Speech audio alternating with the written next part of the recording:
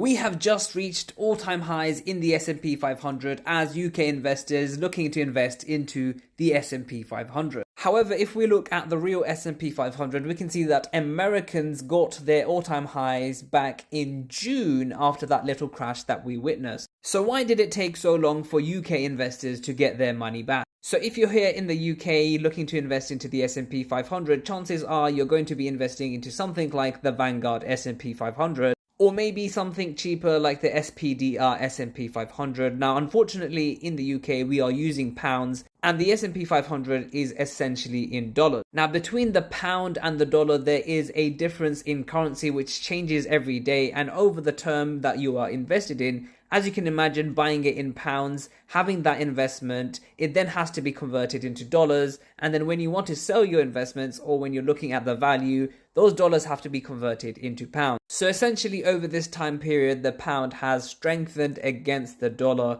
So when converting back, you're getting less in terms of pounds. However, over the long term, currency fluctuations don't seem to make a huge difference. And if you would like to get started with investing on Trading 212, you can get a free fractional share worth up to £100. All you have to do is to go into the promo code section of the app and just enter my code JUBAIR.